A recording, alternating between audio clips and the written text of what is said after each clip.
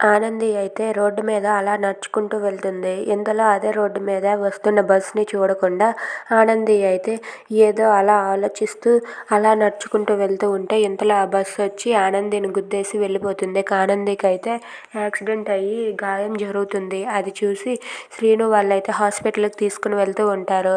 ఇక పద్మమ్మ వాళ్ళకి సింహాద్రికి ఒక మెసేజ్ వస్తుంది. ఎవరో ఏదో పంపినారే చూద్దామని చెప్పి ఆ వాయిస్ మెసేజ్ని ఓపెన్ చేసి వింటే ఇలా సీను అయితే ఇలా చెప్తూ ఉంటాడు.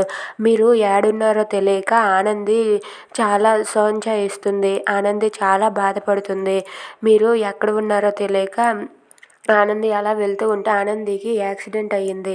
తన తలకి పెద్ద గాయం తగిలింది అని చెప్పి అంటూ ఉంటాడు. ఆ మాటలు విన్న సింహాద్రి అలాగే పద్మమ్మ అయితే ఒక్కసారిగా షాక్ అవుతారు. ఏంటి నా ఆనందికి యాక్సిడెంట్ అయ్యిందా అని చెప్పి పద్మమ్మ అయితే ఏడుస్తూ ఉంటుంది. అది చూసి సింహాద్రి కూడా ఏంటి ఆనందికా అని చెప్పి వాళ్ళైతే మనం ఇప్పుడే బయలుదేరిపోదామని చెప్పి వాళ్ళైతే అనుకుంటూ ఉంటారు. ఇక అక్కడ ఆనంది అయితే తలకి కట్టుకొని గాయంతో బాధపడుతూ ఉంటుంది. ఇప్పుడు నేనేం చేయాలి, ఎవరి దగ్గర ఉండాలని చెప్పి బాధపడుతూ ఉంటుంది. Thanks for watching friends. Please subscribe.